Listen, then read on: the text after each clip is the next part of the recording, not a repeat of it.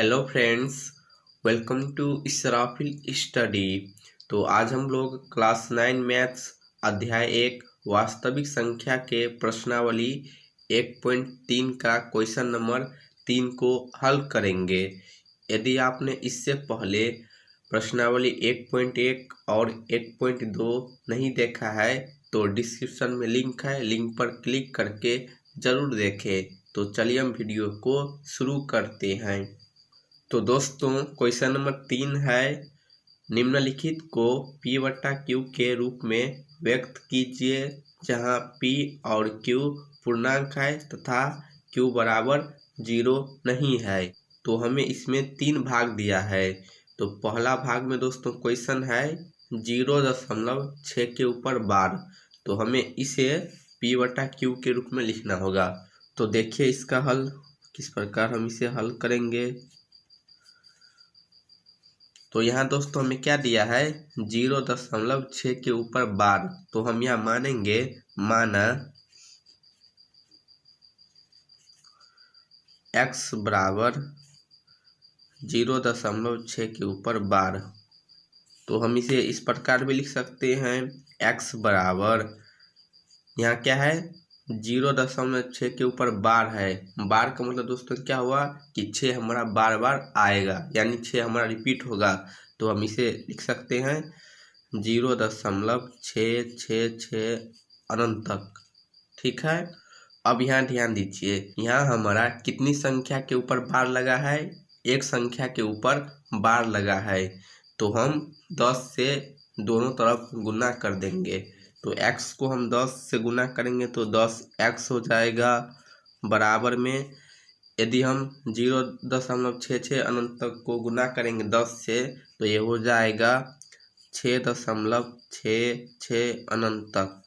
अब हम यहाँ लिखेंगे 10x बराबर, अब हम यहाँ क्या करेंगे कि 6.66 में से 0.66 को घटा देंगे।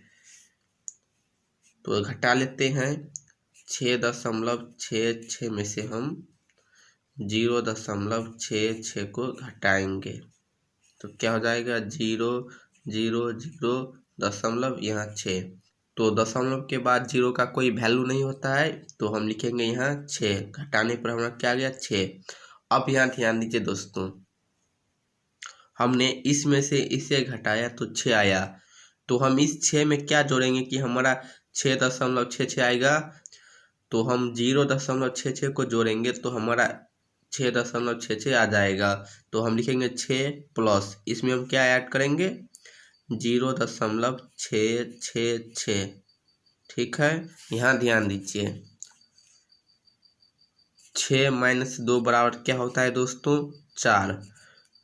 तो हम इस 4 में कितना प्लस करेंगे तो 6 होगा, तो प्लस 2 करेंगे तो हमारा 6 के बराबर हो जाएगा।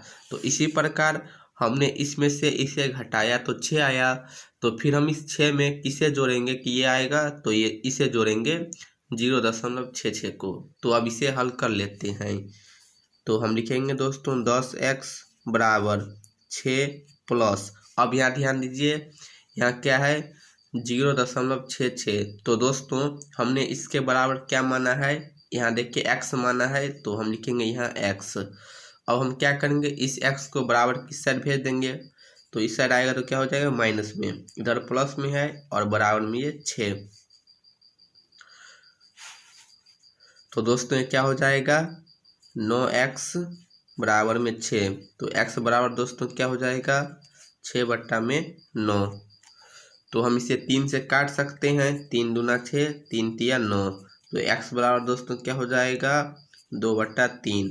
तो हमारा यहाँ P बटा Q के रूप में आ गया संख्या, यानी हम लिख सकते हैं 0.6 के ऊपर बार को बराबर 2/3। तो यही होगा दोस्तों P बटा Q के रूप में 0.6 के ऊपर बार का आंसर। ठीक है, अब देखिए क्वेश्चन नंबर 2। क्वेश्चन है 0.47 के ऊपर बार, यहाँ हमारा सिर्फ 7 के ऊपर बार है। तो यहाँ भी हम दोस्तों क्या करेंगे, हम लिखेंगे माना x बराबर 0.47 के ऊपर बार। ठीक है, तो इसे हम दोस्तों इस प्रकार भी लिख सकते हैं, x बराबर 0.4। यहाँ 7 के ऊपर बार लगा है तो हम 7 को इस प्रकार लिख सकते हैं, 7 7 7 अनंत तक। तो यहाँ ध्यान दीजिए, हमारा एक संख्या के ऊपर बार लगा है तो दोनों तरफ अब हम 10 से गुना करेंगे। यदि दो संख्या के ऊपर बार लगा रहे तो हम 100 से गुना करेंगे। यदि तीन संख्या के ऊपर बार लगा रहे तो हम 1000 से गुना करेंगे। तो यहाँ एक संख्या के ऊपर बार लगा है तो हम 10 से गुना करेंगे दोनों तरफ। तो ये हो जाएगा 10x बराबर में, यदि हम 0.477 को 10 से गुना करेंगे तो ये हो जाएगा 4.77। ठीक है, अनंत तक। तो हम लिखेंगे यहाँ 10x बराबर में, यहाँ क्या है 4.77। तो इसमें से हम किसे घटाएंगे, इसे घटाएंगे 0.477 को।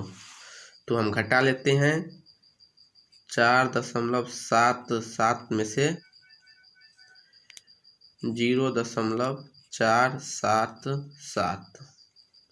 तो घटाएंगे 0.007 में से 4 माइनस करेंगे 3 दशमलव का दशमलव और ये 4। तो घटाने पर दोस्तों हमारा क्या आ गया 4.3। तो हम यहाँ लिखेंगे 4.3। अब हम इसमें किसे जोड़ेंगे तो हमारा ऊपर वाला आ जाएगा, तो हम इसे जोड़ेंगे तो हमारा ऊपर वाला आ जाएगा। तो लिख लेते हैं हम यहाँ 0.4777। ठीक है, तो अब लिखेंगे दोस्तों 10x बराबर 4.3 प्लस 0.4777 बराबर हमने x माना है तो हम लिखेंगे यहाँ x। तो यहाँ भी हम x को बराबर की साइड पक्षांतर कर देंगे तो हम लिखेंगे 10x। तो बराबर की साइड पक्षांतर करेंगे x तो माइनस हो जाएगा और बराबर में ये 4.3। तो ये हो जाएगा 9x बराबर में 4.3। तो x बराबर दोस्तों क्या हो जाएगा 4.3 बट्टा में 9। 9 को बराबर की साइड पक्षांतर करेंगे तो भाग में चला जाएगा, गुना में है। तो यहाँ से हम दशमलव को हटाएंगे तो नीचे क्या करेंगे एक 0 लगा देंगे। तो x बराबर दोस्तों फाइनली क्या हो जाएगा 43/90। तो 0.47 के ऊपर बार का p/q के रूप में हो जाएगा दोस्तों 43/90। तो यही होगा दोस्तों इसका आंसर। तो इस प्रकार हम इसे हल करेंगे। अब क्वेश्चन नंबर 3 देखिए दोस्तों, क्वेश्चन है 0.001 के ऊपर बार। तो यहाँ हमारा सभी संख्या के ऊपर बार लगा है तो यहाँ भी हम क्या लिखेंगे, माना x बराबर 0.001 के ऊपर बार। तो हम लिख सकते हैं x बराबर 0.001, फिर लिख सकते हैं हम 0.001। ठीक है, अनंत तक बार लगा है, इसका मतलब ये हुआ कि ये संख्या जो हमारा है पुनरावृत्ति होगा, इसका रिपीट होगा। तो यहाँ ध्यान दीजिए, यहाँ हमारा 1 2 3 संख्या के ऊपर बार लगा है तो हम 1000 से गुना करेंगे दोनों तरफ। तो x को 1000 से गुना करेंगे तो 1000x हो जाएगा। ठीक है, बराबर में 0.001 को 1000 से गुना करेंगे तो दोस्तों ये हो जाएगा 1.001, फिर हो जाएगा 001 अनंत तक। ठीक है, अब हम यहाँ क्या करेंगे, हम लिखेंगे 1000x बराबर, अब हम 1.001 में से 0.001 को घटाएंगे। तो जब हम इसे घटाएंगे तो दोस्तों क्या होगा, 1 प्लस इसे कर देंगे 0.001, फिर करेंगे 001। आपको पता चल ही गया होगा कि 1 कहाँ से आया, हमने इसमें से इससे घटाया तो ये 1 आ गया। फिर हम इसमें किसे जोड़ेंगे तो ये आएगा, तो इसे 0.001 को। तो अब लिख लेते हैं 1000x बराबर 1 प्लस 0.001 की जगह हम क्या लिखेंगे x, क्योंकि हमने इसके बराबर x माना है।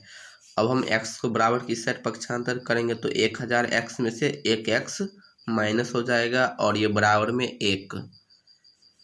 तो 1000x में से एक x घटाएंगे क्या होगा 999, x बराबर में 1। तो x बराबर दोस्तों क्या हो जाएगा 1/99। तो यही होगा दोस्तों हमारा 0.001 के ऊपर बार का p/q के रूप में आंसर 1/999। तो इस प्रकार हम इसे हल करेंगे। अब क्वेश्चन नंबर 4 देखिए दोस्तों। क्वेश्चन है 0.99 अनंत तक को p/q रूप में व्यक्त कीजिए। क्या अपने उत्तर से आश्चर्यचकित है? यानी हम 0.99 को पहले p/q के रूप में लिखेंगे, फिर हम देखेंगे कि हमारा ये किसके बराबर आता है हमारा आंसर। तो देखिए हल। तो यहाँ भी हम दोस्तों क्या करेंगे, लिखेंगे x बराबर माना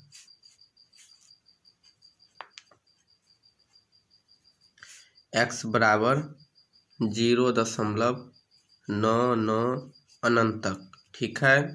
तो यहाँ देखिए दोस्तों हमारा किस संख्या का पुनरावृत्ति हो रहा है, दशमलव के बाद हमारा 9 जो है वो रिपीट हो रहा है। यानी हमारा दशमलव के बाद एक ही संख्या रिपीट हो रहा है। तो हम 10 से दोनों तरफ गुना करेंगे। हम 0.99 को इस प्रकार भी तो लिख सकते हैं कि नहीं, 0.9 के ऊपर बार। ठीक है। तो यहाँ हमारा एक संख्या के ऊपर बार लगा है, तो हम दोनों तरफ 10 से गुना कर देंगे। तो ये हो जाएगा दोस्तों 10x बराबर 0.99 को 10 से गुना करेंगे तो ये हो जाएगा 9.999 अनंत तक। तो अब हम लिखेंगे 10x बराबर, अब हम यहाँ 9.99 में से 0.99 को घटाएंगे तो क्या होगा दोस्तों 9 होगा, प्लस इसमें हम क्या जोड़ेंगे तो हमारा ये आ जाएगा। तो हम इसमें 0.99 को जोड़ेंगे तो हमारा 9.99 आ जाएगा। आशा करता हूँ कि आपको यहाँ समझ आई होगी। अब हम यहाँ क्या करेंगे, हम लिखेंगे 10x बराबर में 9 प्लस 0.999 बराबर हमने क्या माना है x, तो यहाँ लिखेंगे x। अब क्या करेंगे, x वाली संख्या को एक तरफ लिखेंगे, यानी हम लिखेंगे 10x, इस x को इस साइड भेज देंगे तो -x हो जाएगा और बराबर में 9। तो 10x में से एक x घटाएंगे तो क्या होगा 9x और बराबर में 9। तो x बराबर दोस्तों क्या हो जाएगा 9/9। तो 9 से 9 कट जाएगा एक बार में, यानी हमारा x बराबर दोस्तों क्या हुआ 1। यानी 0.99 जो है किसके बराबर है 1 के बराबर है।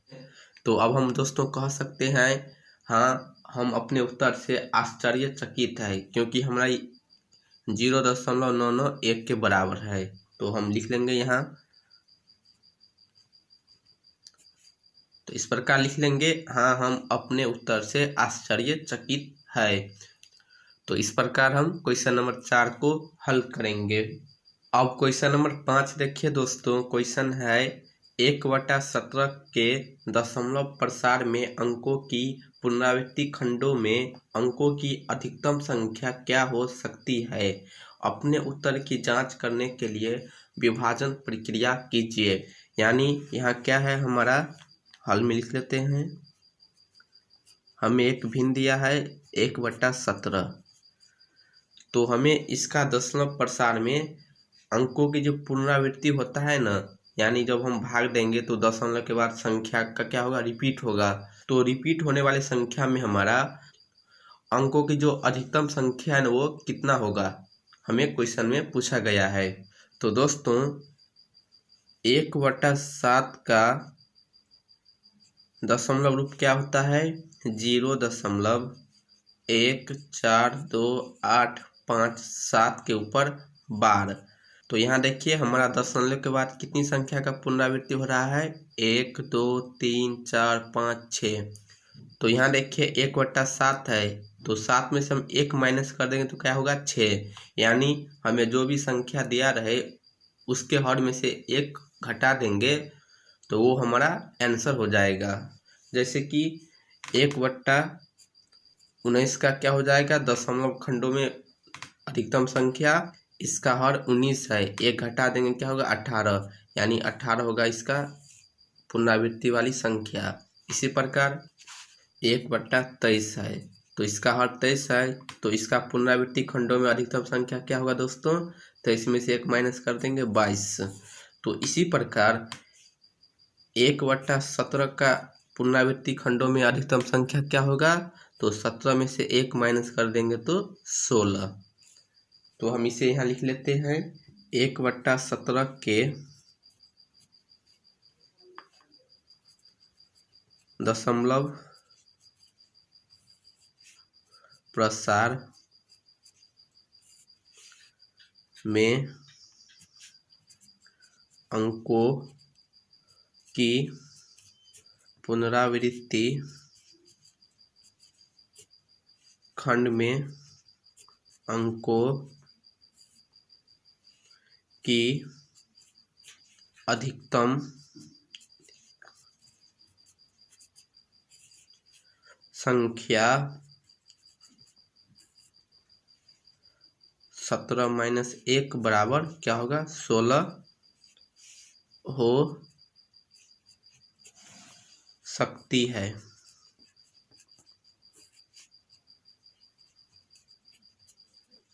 और हमें यहाँ क्या बोला है कि अपने उत्तर की जांच करने के लिए विभाजन प्रक्रिया कीजिए। यानी हम 17 से 1 को भाग देंगे, ठीक है। तो 17 से 1 छोटा है, भाग नहीं लगेगा, तो हम यहाँ 0 लगाएंगे, तो यहाँ 1 0 बढ़ा सकते हैं, तो अब ये हो गया 10। तो ये अभी भी 17 से छोटा है, तो फिर 1 0 लगाकर हम यहाँ 1 0 बढ़ा सकते हैं, तो ये हो गया 100। तो दोस्तों जब हम 17 से 100 में भाग देंगे तो हमारा 0 के बाद यहाँ 16 संख्या की पुनरावृत्ति होगी। तो हम जब इसे भाग करेंगे तो ज़्यादा लंबा हो जाएगा। मैं आपको इसका जो आंसर होता है भागफल वो लिख लेता हूँ, आप इसे खुद से भाग कीजिएगा। तो हम लिख लेते हैं, इसका भागफल होगा दोस्तों 0 5 8 8 2 3 2 5 2 9 4 1 1 7 6 4 7।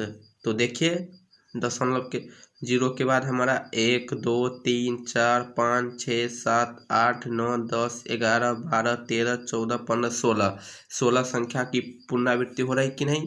तो यही है दोस्तों इसका आंसर। आप इसे इसी प्रकार भाग कीजिएगा। यदि हम इसे 16 बार भाग करेंगे तो वीडियो ज़्यादा लंबा बन जाएगा, इसीलिए आप इसे खुद से हल कीजिएगा अपने कॉपी में। मैंने यहाँ आंसर लिख दिया है। तो दोस्तों यही होगा इसका आंसर। तो इस प्रकार हम प्रश्नावली 1.3 का क्वेश्चन नंबर 3, 4 और 5 को हल करेंगे। तो उम्मीद करता हूँ कि आपको वीडियो समझ आई होगी। अगर आपको वीडियो पसंद आए तो वीडियो को लाइक, कमेंट और शेयर ज़रूर कीजिए। यदि आप चैनल पे पहली बार आए हैं तो प्लीज़ चैनल को सब्सक्राइब ज़रूर कर लीजिए।